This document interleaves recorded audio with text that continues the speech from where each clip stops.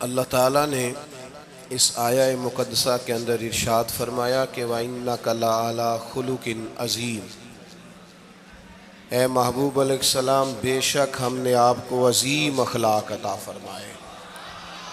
آپ عظیم اخلاق پر ہیں، آپ خلق عظیم کے مالک ہیں۔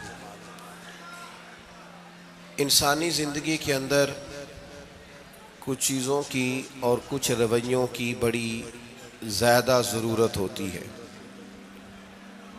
یہ جو انسان کے اخلاقی رویے ہوتے ہیں نا، یہ بھی بڑی اہم ضرورت ہوتے ہیں انسانی زندگی کو گزارنے کے لیے۔ اگر رویوں میں اخلاق نہ ہو، لہجوں میں خوبصورتی نہ ہو، تو انسان کے لیے وقت گزارنا نہایت مشکل ہو جاتا ہے۔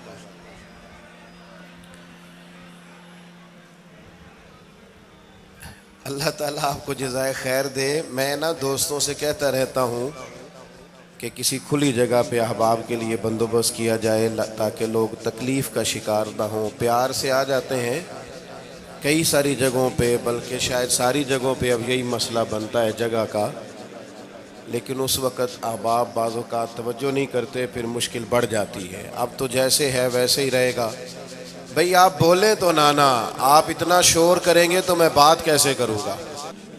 اللہ تعالیٰ نے خیر کیا ہے، کچھ بہتری۔ اب ایک دفعہ بلند آواز سے درود شریف پڑھیں۔ الصلاۃ والسلام علیک یا رسول اللہ وعلی آلک واصحابک یا حبیب اللہ، الصلاۃ والسلام علیک یا نبی اللہ وعلی آلک واصحابک یا نور اللہ۔ عزیز دوستو، میں یہ عرض کر رہا تھا کہ اللہ تعالیٰ نے نبی پاک علیہ السلام کے اخلاق کی تعریف کی ہے۔ ہمارے زمانے میں یہ رویہ ہو گیا ہے کہ اگر اخلاق کی، کردار کی کوئی بھی بات کی جاتی ہے تو لوگ سمجھتے ہیں شاید یہ ایک بیٹا آپ دو لوگ رہ گئے ہیں، یہاں تو آپ بیٹھ جائیں، پیچھے آپ کے سب اشارے دے رہے ہیں، آپ مہربانی کریں نا یار، میں نے تو کبھی اتنا ٹائم ہی نہیں لگایا جلسہ سیدھا کرنے میں، یہاں تو بڑی مشکل ہو گئی۔ اللہ آپ کو برکت دے، آپ تو بڑے ہی پیارے لوگ ہیں، آئے سارے پیار سے ہیں، پر وہ پیار میں جیتنا چاہ رہے ہیں ایک دوسرے سے، حالانکہ پیار میں جو مزہ ہارنے کا ہے نا، جتن جتن تے ہر کوئی کھیڈے تو ہارن کھیڈ فقیرا، جتن دا مل کوڈی پیندائی ہارن دا مل ہیرا۔ اس میں تو قربانی دینی چاہیے، ایک دوسرے پر اثار کرنا چاہیے، کہنا چاہیے یار آپ بیٹھ جائیں میں ذرا پیچھے چلا جاتا ہوں۔ یہ تو دینی ماحول ہے، اس میں تو اثار کی ضرورت۔ بہرحال آمدام برسر مطلب ہمارے ہاں لوگ سمجھتے ہیں کہ اخلاق کی بات کی جائے تو شاید یہ بڑا عام سا سادہ سا کوئی عنوان ہے، حالانکہ یاد رکھیے گا نبی پاک علیہ السلام نے فرمایا ہے میں مکارم اخلاق کی تکمیل کرنے کے لیے دنیا میں آیا، فرمایا میں اخلاق ہی کو تو مکمل کرنے آیا ہوں۔ اور نبی پاک علیہ السلام نے اخلاقی رویوں پر بہت زیادہ زور دیا ہے۔ حضور علیہ السلام فرماتے ہیں کہ قیامت کے دن میرے سب سے زیادہ قریب وہ شخص ہوگا جس کا اخلاق زیادہ اچھا ہوگا۔ ہمارے ہاں لوگوں نے اخلاق کا معنی بھی اپنی مرضی کا کیا ہوا ہے۔ بعض لوگوں کا خیال ہے کہ صرف میٹھا بولنا ہی اخلاق ہے، حالانکہ میٹھا بولنا بھی اخلاق ہے، لیکن صرف میٹھا ہی بولنا اخلاق نہیں۔ میٹھا تو لوگ اپنے مطلب کے لیے بھی بولتے ہیں، میٹھا تو اس لیے بھی بولتے ہیں کہ مجھے اب کام پڑ گیا، اور بعض لوگوں کی ٹریننگ ہوتی ہے اس لیے وہ میٹھا بولتے ہیں۔ آپ کسی بہت بڑے شاپنگ مال پہ چلے جائیں تو وہاں جو سیلز مین ہوتے ہیں ان کی ٹریننگ ہوتی ہے کہ انہوں نے بولنا ہی میٹھا ہے، گاہک جتنی مرضی تلخی کرے وہ تلخ نہیں ہوتے، میٹھا بولتے ہیں۔ بعض لوگوں کی ٹریننگ ہوتی ہے امیر سے میٹھا بولتے ہیں، غریب سے میٹھا، تو یہ اخلاق نہیں، یہ تو انہوں نے کچھ دیر کے اپنے آپ کو سمجھایا ہے، قائل کیا۔ یاد رکھیے گا صرف میٹھا بولنا اخلاق نہیں بلکہ سچ بولنا اخلاق ہے۔ صبر، تحمل، بردباری، وفاداری، اور بلند ترین اخلاق کا مالک وہ بندہ ہوتا ہے جو خوددار ہوتا ہے، کسی دنیا دار کے سامنے ہاتھ نہیں پھیلاتا، اللہ تعالیٰ نے جو اسے دیا ہوتا ہے اس پر راضی رہتا ہے، اس کے مزاج میں، اس کی کو ذرا کم کر دیں جی، اس کے مزاج میں لالچ نہیں ہوتا، ہرس، ہوس، طمع، مفاد پرستی، یہ چیزیں جس آدمی کے مزاج میں نہیں ہوتی وہ شخص با اخلاق ہوتا ہے، اور بندے میں مروت ہو، وفاداری ہو، خلوص ہو، للہیت ہو تو بندہ با اخلاق ہے۔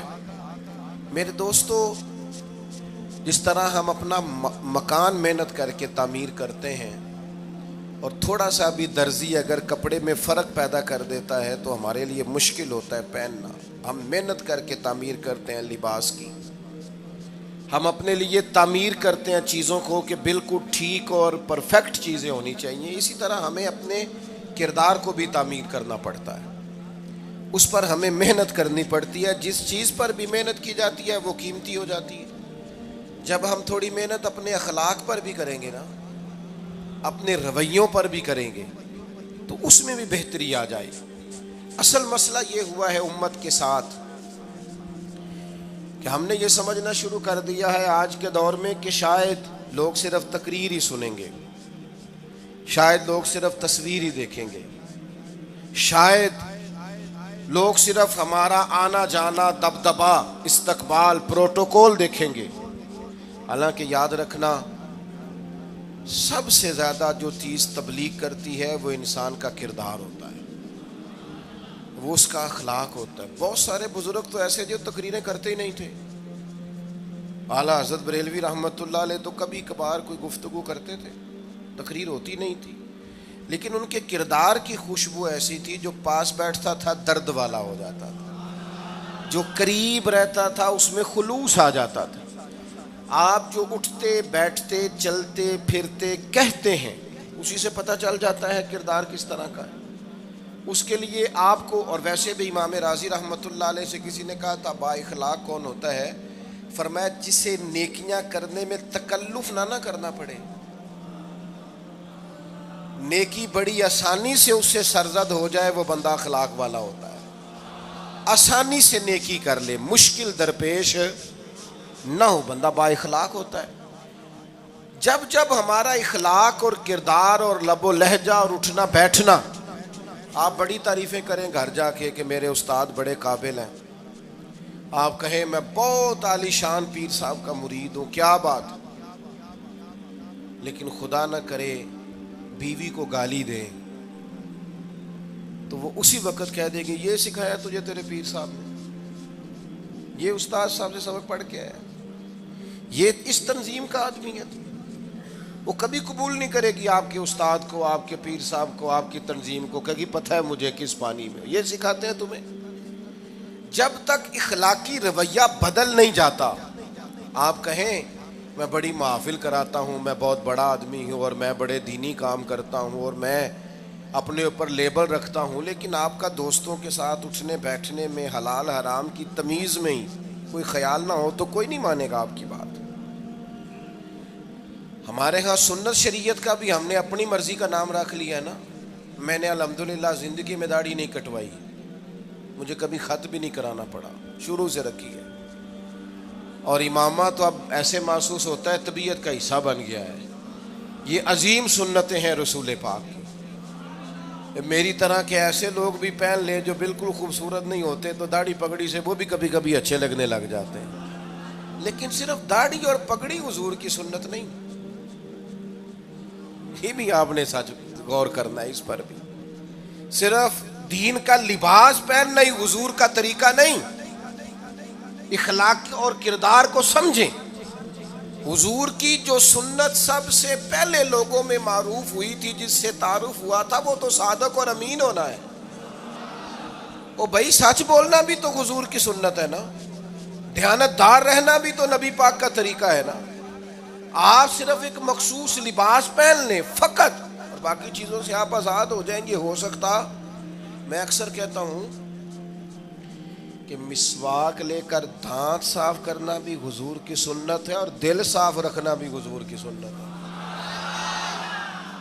صرف مسواک والی سنت پہ غور ہے. ترمذی میں حدیث ہے, حضور علیہ السلام نے فرمایا اے انس ہے میرے بیٹے, تم سے ہو سکے تو صبح اس حال میں کرنا کہ تمہارے دل میں کسی کا بغض نہ ہو. اور حضور فرمانے لگے یہ میری سنت ہے. صبح اٹھتے ہی پہلے دل کو ٹٹولنا, اس میں کسی کے لیے عداوت نہ. اخلاقی رویوں پر توجہ دینے کی ضرورت. ہم میں سے نا بہت سارے لوگوں کی شان ہوتی ہے, پیر صاحب کی, علامہ صاحب کی, استاد ہوں, میں ٹیچر ہوں, میں پڑھا لکھا ہوں, میں مالدار ہوں, میں گھر کا بڑا ہوں. ہم خود بخود اپنی کوئی نہ کوئی شان بنا لیتے ہیں. کوئی آپ کی کسی نسبت سے عزت کرے تو اچھی بات, ہم خود بخود اپنی کوئی شان بنا لیتے ہیں, پھر ہم عزت کا مطالبہ کرتے ہیں. نتیجہ کیا نکلتا ہے؟ نتیجہ یہ نکلتا ہے جہاں ہمیں احترام کرنا چاہیے وہاں بھی ہم احترام کر نہیں پاتے. اور میرے دوستو یاد رکھو, سیدہ عائشہ صدیقہ رضی اللہ تعالیٰ عنہ فرماتی ہیں نبی پاک علیہ السلام جتنی دیر گھر رہتے تھے نا, گھر کا کوئی نہ کوئی کام ہی کرتے رہتے تھے. کوئی حرج والی بات ہے اگر آپ ہر مطلب گھر میں جا کے بیٹھ کے اتنا لمبا سفر طے کر کے آئے لیکن اندر جا کے بیٹھتے ہی کہا پانی کا گلاس لاؤ. بھئی آپ بھی تو لے سکتے ہیں, کوئی حرج والی بات ہے؟ یہ باتیں کرنے کرانے کی ہیں کہ خود سے کام کر لینا سنت ہے. آپ نے 2 منٹ لگائے ہیں اور آپ نے کسی پر روب ڈال کے آپ فارغ ہو گئے. اخلاقی رویوں میں سب سے زیادہ ضروری تو دوسرے کا احساس کرنا ہوتا ہے. اخلاقی رویوں میں سب سے زیادہ حاجت تو دوسرے کی تکلیف اور شدت کا احساس کرنے کی ہوتی ہے. میرے صاحب فرمایا کرتے تھے 10 منٹ کیوں انتظار کراتے ہو لوگوں کو؟ تم نے ممبر پہ کہا تھا میں 2:15 بجے جماعت کراؤں گا, 2:16 کیسے ہوئے؟ تمہیں اس کا پاس ہونا چاہیے تھا, تمہیں خیال ہونا چاہیے تھا کسی شخص کو کسی وجہ سے کوئی تکلیف, کوئی کسی اذیت کا شکار کیوں ہو, کوئی پریشان. میں اب تو الحمدللہ آپ اتنی بڑی تعداد میں آ گئے کہ جگہ آپ کے لیے مشکل ہو گئی, ورنہ شروع میں جب میں محافل کا ٹائم دیتا تھا تو میں وقت پہ چلا جاتا تھا. اگر کسی سے کہا ہے نا کہ 6 بجے آئیں گے تو 6 بجے چلے گئے. وہ کئی والی کار والے پوچھتے سن تسی آ بھی گئے ہو, تو میں کہتا سانو تسی ویلے سمجھ لو. ہمارا مزاج نہیں ہے نا جی. بلکہ ایک تقریب میں مجھے دعوت دی گئی تو اس پہ لکھا تھا 6 بجے, تو میں وہاں پہنچا تو میزبان بھی نہیں آئے تھے. مجھے بتائیں شادی کا کارڈ سارا خاندان بیٹھ کے لکھتا ہے نا, روانگی برات 1 بجے, 1 بجے جاتی ہے برات, مشترکہ جھوٹ بولا سارے خاندان نے. یہ رونے کی بات ہے, ہنسنے کی تھوڑی ہے. مسلمان اور جھوٹ بولے, مشترکہ طور پہ کہا یہ جھوٹ ہے. محفل ہوگی بعد از نماز عشاء, تو ختم کب ہوگی یہ بھی تو بتائیں. آپ نے قوم کو تو ایک شخص کا بتایا تھا کہ فلاں صاحب خطاب کریں گے, یہ مقامی, قومی, عالمی شہرت یافتہ, یہ کہاں سے آ گئے؟ کیوں تکلیف دی گئی؟ بلکہ ہم نے تو منصوبہ بندی کی ہے کہ لوگ ہمارے جلسوں میں نہ آئیں. ستائے اتنا ہے, ایک جگہ پہ میں حاضر تھا تو 1:30 بجے مجھے مائک دے رہے تھے. اب تو میں جاتا نہیں ہوں, رات کو چھوڑ دیا ہے. 1 بجے رات کو مائک دے رہے ہیں تو نقیب بیچارہ رٹی رٹائی بات کر رہا ہے, کہتا ہے بلا تاخیر. میں نے کہا ابھی بھی بلا تاخیر ہے, کر لو تھوڑی تاخیر. خدا کے بندو ختم کرو, آدھے گھنٹے میں مسئلے کی سمجھ آ جاتی ہے, ایک پیغام دو, بات ختم ہو گئی. اتنا الجھاؤ اور اتنا بات کو کھینچنے کا معنی کیا؟ اپنے رویوں کے اندر. میں چلا گیا 6 بجے تو میزبان صاحب بھی نہیں آئے تھے, تو وہ تقریب کب شروع ہوئی؟ 9 بجے. تو میں نے ان سے کہا غور سے دیکھ لو کہیں میں تو نہیں الٹا پڑتا رہا, 9 اور میں 6 سمجھتا رہا ہوں. یہ چھوڑیں ان چیزوں کو. اپنی زندگی میں آپ نظم پیدا نہیں کریں گے تو کوئی کام کیسے کریں گے؟ حضرت حکیم الامت مفتی احمد یار خان صاحب نعیمی رحمۃ اللہ علیہ, مفتی صاحب رحمۃ اللہ علیہ جب جمعے والے دن الحمدللہ کہتے تھے نا تو پورا 1 بجا ہوتا تھا. لوگ گھڑی کو کہتے تھے تو غلط ہو سکتی ہے, پر مفتی صاحب پورے ٹائم پہ الحمدللہ کہتے ہیں. بلکہ ان کے بارے میں معروف ہے کہ وہاں ایک ذمہ دار تھا, بھینسوں کا دودھ دھوتے ہیں نا دیہاتی لوگ, تو عصر کی اذان سے 5 منٹ پہلے مفتی صاحب مسجد تشریف لے جاتے تھے. یہ اخلاق ہے, یہ آپ کا رویہ ہے, یہ آپ کا انداز ہے. عصر کی اذان سے 5 منٹ پہلے جاتے تھے, جا کے وضو بنانا پڑے تو سنت ادا کر کے بر وقت نماز میں شامل ہو جائیں. تو مفتی صاحب گزر جاتے تو وہ ذمہ دار اپنے بیٹے سے کہتا کہ اب آپ نا بچے کو چھوڑیں بھینس کے نیچے تاکہ ہم بھینسوں کا دودھ دھوئیں. تو ایک دن وہ بیٹا کہنے لگا ابا جی ابھی تو یہ سورج کھڑا ہے, عصر کا ٹائم کہاں ہوا ہے؟ تو کہنے لگا تو چھڑ دے کٹا, مفتی صاحب لانگ گئے نہیں, ٹائم ہو گیا ہے. یہ ہمارے بزرگوں نے ہمیں رویے سکھائے. آپ نظم والے ہوں, اخلاق والے ہوں, سچائی والے ہوں, دیانت داری والے ہوں, دوسروں کا خیال رکھیں, کسی کو تکلیف نہ ہو ہماری وجہ سے. پتہ ہے رسول پاک صلی اللہ علیہ وسلم کی بارگاہ میں آ کے عرض کیا گیا یا رسول اللہ یہ ہمارے امام صاحب بہت لمبی نماز پڑھاتے ہیں. صحیح حدیث میں موجود ہے, نماز ہی پڑھاتے تھے نا, قرآن ہی پڑھتے ہوں گے نا, کتنا اعزاز والا کام ہے. یا رسول اللہ یہ بہت لمبی نماز پڑھاتے ہیں. اللہ کے محبوب علیہ السلام نے بلا لیا اور لفظ پتہ کیا ہے؟ حضور فرمانے لگے میں لوگوں کو دین کے قریب کرتا ہوں, آپ دور کرتے ہیں. فرمایا جب بھی نماز پڑھائیں معتدل پڑھائیں. اور خود حضور کا عمل کیا ہے؟ حضور فرماتے ہیں جب میں نماز میں کھڑا ہوتا ہوں تو میرا دل کرتا ہے میں لمبی نماز پڑھاؤں. ہمارا جب کسی شے کو دل کرے تو ہم چھوڑتے ہیں, میرا دل کرتا ہے میں لمبی نماز پڑھاؤں. لیکن حضور فرماتے ہیں پھر پیچھے سے کسی بچے کے رونے کی آواز آتی, میں سوچتا ہوں اس کی ماں پریشان ہوگی, میں نماز مختصر کر دیتا. اور میرے بھائیوں نماز میں بھی لوگوں کا احساس, ہماری طبیعت ہی نہیں رہی. کوئی آدمی ہارن دے رہا پیچھے سے اور سامنے گاڑی میں 2 بندے کھڑے, گاڑی مین روڈ پہ کھڑے کر کے باتیں کر رہے ہیں, اور وہ ہارن بجا رہا ہے تو کہتے ہو ٹھہر جا آگ بجھانی ہے جا کے. ایک تو آپ نے اتنا ظلم کیا کہ آپ نے روڈ بند کیا, اور دوسرا اخلاقی رویہ یہ ہے. اور میرے بھائی یہ بھی بد اخلاقی ہے کہ آپ اپنا موٹر سائیکل مین روڈ پہ کھڑے کر کے دکان پہ چلے جائیں, لوگوں کو تکلیف میں ڈالیں گے. اسلام اس کی اجازت نہیں دیتا. رستوں کے نشان مٹانے والے کو نبی پاک نے تنبیہ فرمائی, کسی کو تکلیف ہو, اذیت ہو. اور بعض لوگ سمجھتے ہیں کہ میں نے پریشر میں رکھی ہوئی ہے دنیا, ڈرتے ہیں لوگ مجھ سے. جو ڈر کے عزت کرتا ہے وہ خوف کھاتا ہے, اور جو محبت سے تجھے سلوٹ کرتا ہے وہ تیرا احترام کرتا ہے. بعض لوگ کسی کے شر سے بچنے کے لیے بھی اسے سلام کرتے ہیں, وہ عزت نہیں ہوتی, وہ عزت نہیں ہوتی کہ یہ تو رٹا ڈال دے گا. اپنے اخلاقی رویے ہمیں اللہ کے محبوب سے سیکھنے, حضور سے خیرات لینی ہے, اخلاق اسما. ہم نے اپنے آپ کو سمجھنا ہے, ہم نے اپنے مزاجوں میں تبدیلی پیدا کرنی ہے, بالخصوص بزرگوں کے معاملے میں, بڑوں کے معاملے میں. جیسے جیسے انسان ضعیف ہوتا جاتا ہے نا, حساس ہوتا جاتا ہے, اسے باتیں تکلیف دینے لگتی. وہ ایک بوڑھی اماں ایک دفعہ مجھے کہنے لگی کہ آپ میرے بچوں سے کہہ دیں خرچہ پا میں تھوڑا دین کرن, میرے نال بولن صحیح کرن.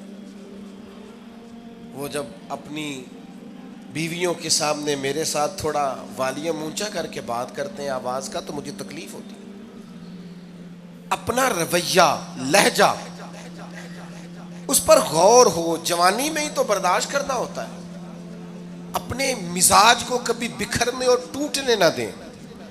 اور سب سے زیادہ بندے کا پتہ ہی تب چلتا ہے جب کوئی اسے پورا غصہ دلائے, جو پھر کنٹرول کرے, وہی تو کمال آدمی ہوتا ہے.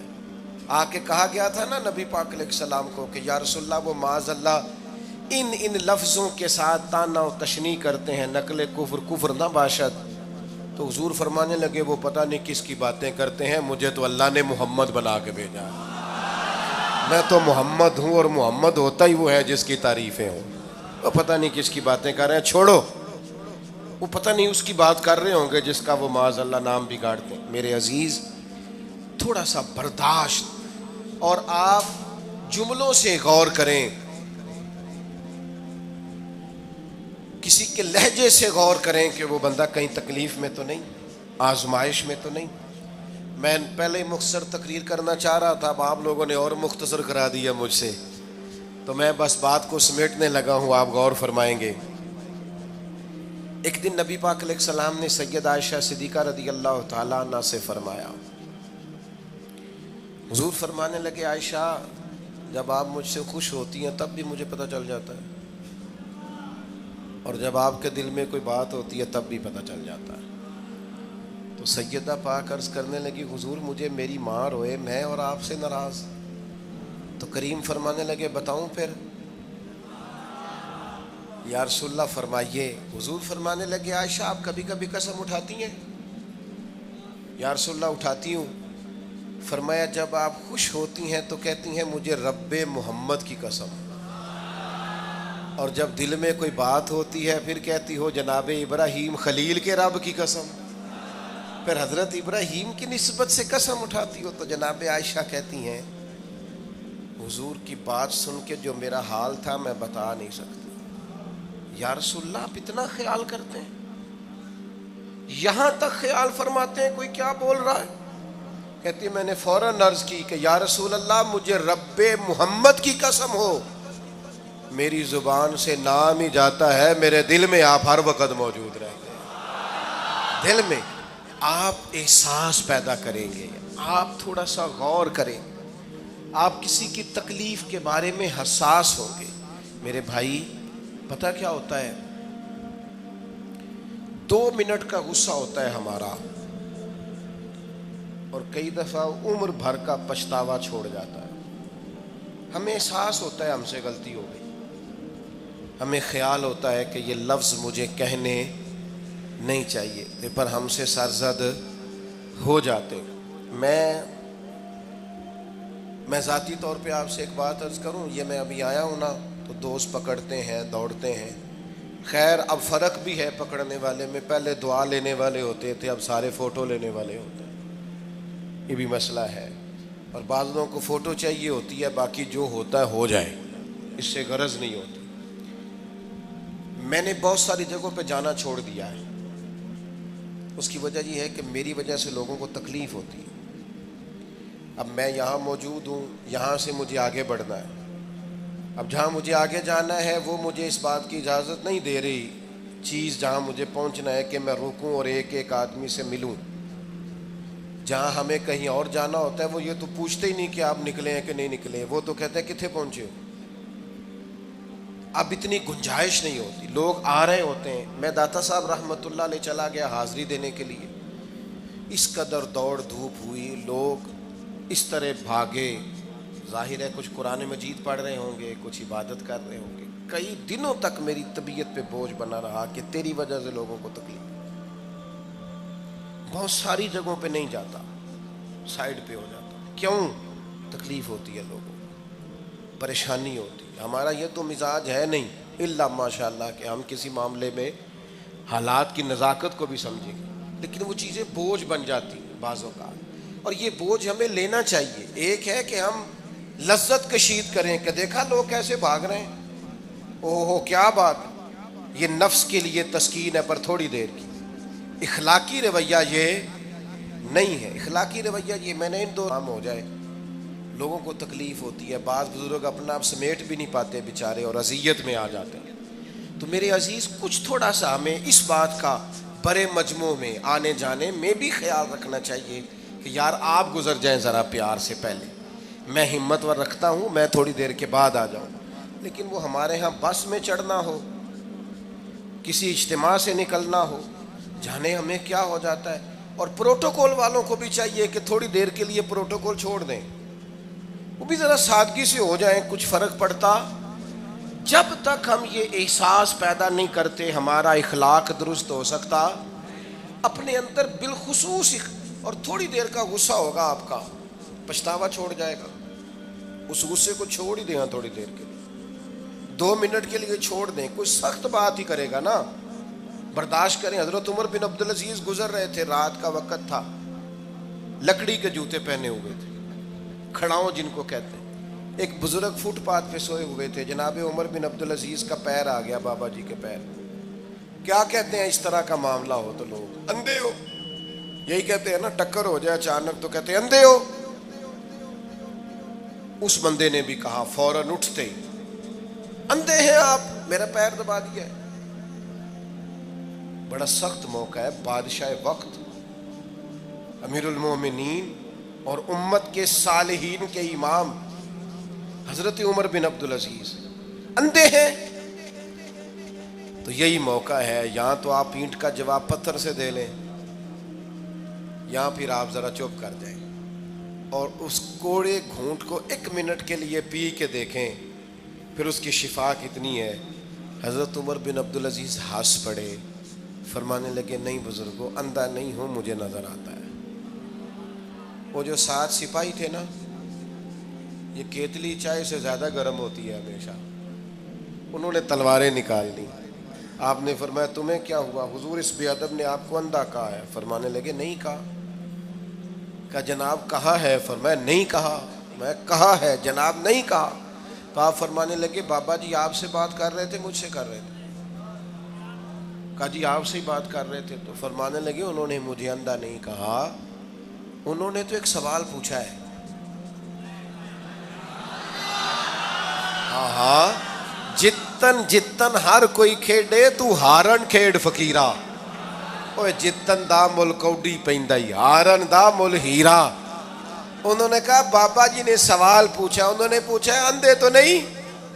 تو میں نے جواب دے دیا نہیں مجھے نظر آتا ہے، اس میں جھگڑے والی کون سی بات ہے؟ اتنا سا ہی تو مسئلہ ہے.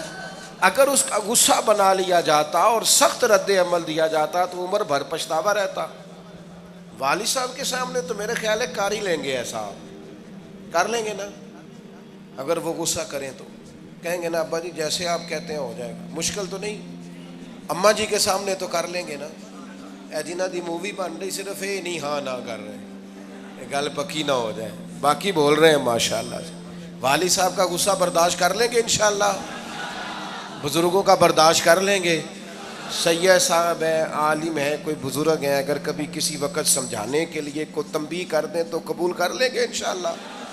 نوجوانوں سے کہتا ہوں اگر جوانی اللہ نے عطا کیا تو پھر حوصلہ بھی ہونا چاہیے. اور آخری بات آپ سے یہ ہے، ہر نماز میں ہر موقع پر فلسطین کے لیے دعا کریں اور اپنے اندر ان کی حمایت کا جذبہ بھی پیدا کریں. امت ایک جسم کی طرح ہے، اگر آج امت ان کا احساس نہیں کرے گی تو پھر یہ امت واحدہ ہونے کا ثبوت نہیں دے گی. اللہ کی بارگاہ میں یہ دعا ہے، اللہ ان مجاہدین کی مدد فرمائے، اسلامی حکمرانوں کو غیرت ایمانی نصیب کرے، اور اللہ تعالیٰ انہیں اخلاص کے ساتھ دین کے لیے اکٹھے ہونے کی توفیق عطا فرمائے. محفل آگے چلے گی جی، جاری رہے گی نا؟ آپ لوگ تشریف رکھیں، مجھے بتا رہے ہیں کہ محفل آپ کی جاری ہے، ابھی پروگرام چلے گا نا، نعت شریف ہوگی، تو پھر آپ خود ہی تو کہہ رہے ہیں چلے گی. اللہم صلی علی سیدنا مولانا محمد معدن الجود والکرم وآلہ وبارک وسلم. اللہ ہماری حاضری قبول فرما. جن دوستوں نے یہ بندوبست کیا ہے انہیں بہترین صلہ عطا فرما.